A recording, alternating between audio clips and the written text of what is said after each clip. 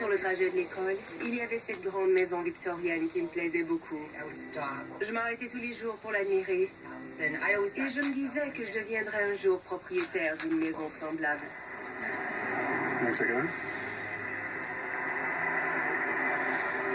Visuellement, elle était magnifique. Les fenêtres étaient très grandes, les portes imposantes. Elle semblait surgir d'un livre de contes.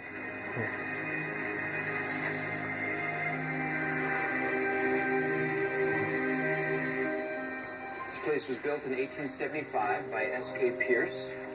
It has a lot of history. There are 26 rooms in total. They called this the ladies' parlor.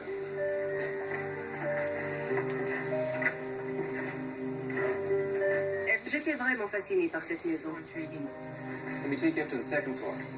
There's a lot of joists for bedrooms. There's 10 of them.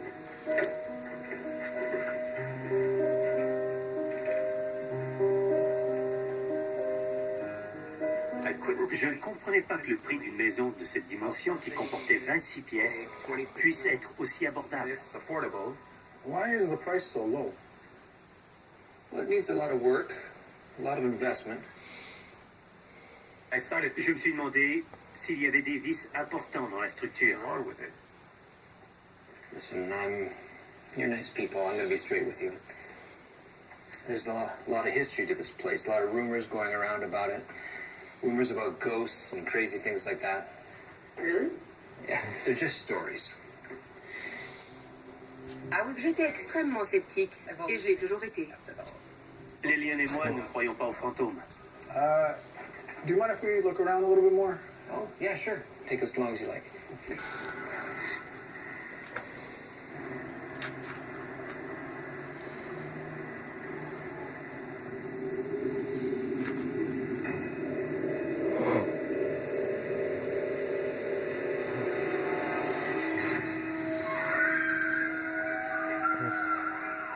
J'ai été prise de panique.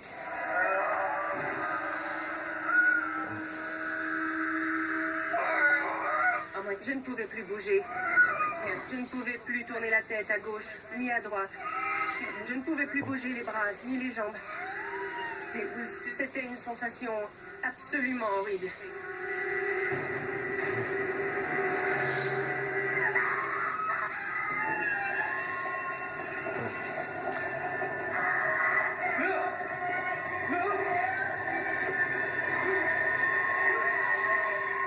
Elle criait, elle se débattait. Elle essayait de bouger les bras et les jambes. J'étais pétrifiée. Vous dormez tranquillement dans votre lit et l'instant d'après, vous êtes figé. Vous ne pouvez plus bouger. Elle répétait, dis-lui de s'enlever de là. Dis-lui de s'enlever.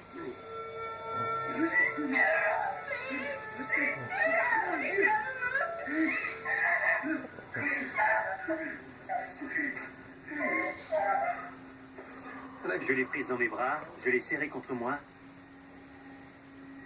Je lui ai dit, il n'y a personne, Lil, absolument personne.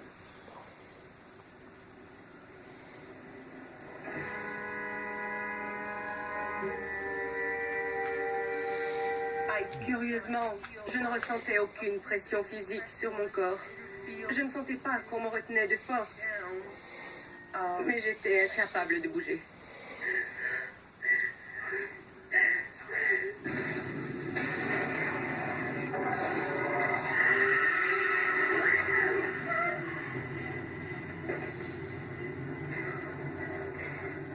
Cette femme sanglotait, voûtée par le poids de son chagrin.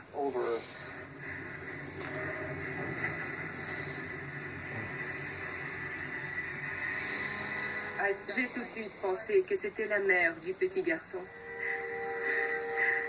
Et puis je l'imaginais dans une grande détresse. Elle venait de perdre son enfant. Elle appelait à l'aide. J'ai ressenti sa peine, comme si c'était la mienne.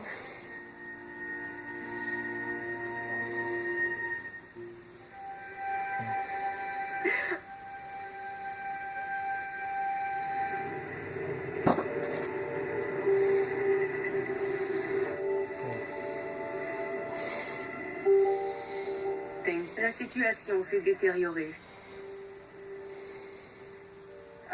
J'étais en proie à une incessante lourdeur. Plus rien n'avait de sens. Je n'arrivais plus à comprendre ce qui se passait.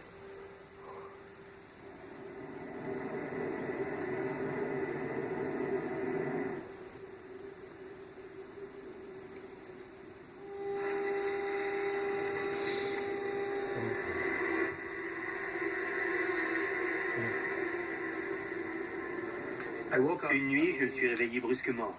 Tout était calme, mais Lillian n'était pas à mes côtés.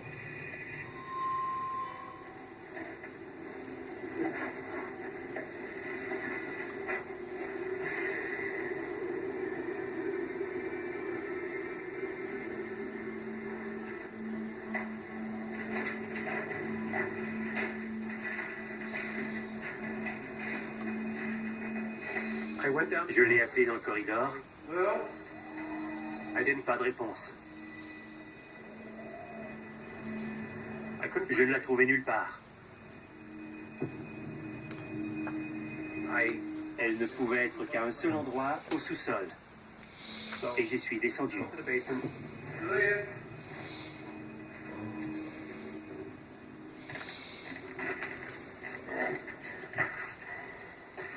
Je percevais une sorte de bruissement, de frémissement.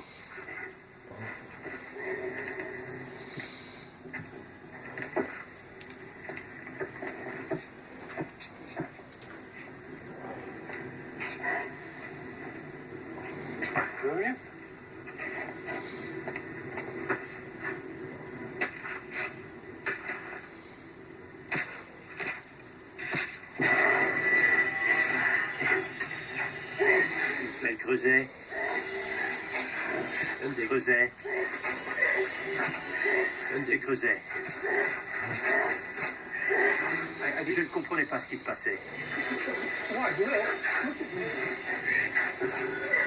Quelque chose me forçait à creuser à cet endroit. Elle ne portait aucune attention à ce que je disais. Je me sentais contrainte à creuser.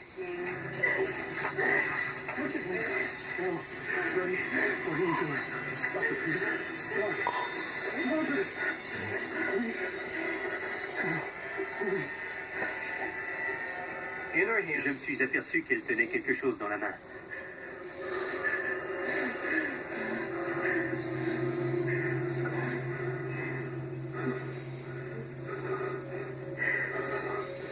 Elle s'est écriée, voilà ce que je cherchais.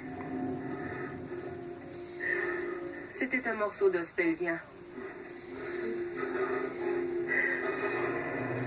Cet os était petit. C'était fort probablement celui d'un jeune enfant.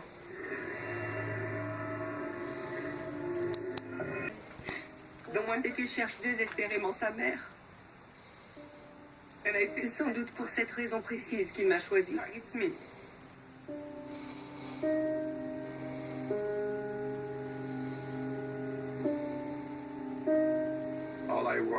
Tout ce que je voulais, c'était que Lillian redevienne celle que j'avais connue.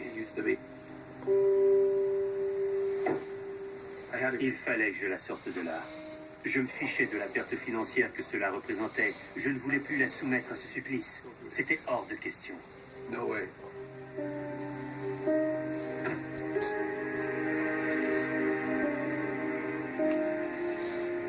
Sa mère voulait que quelqu'un le retrouve.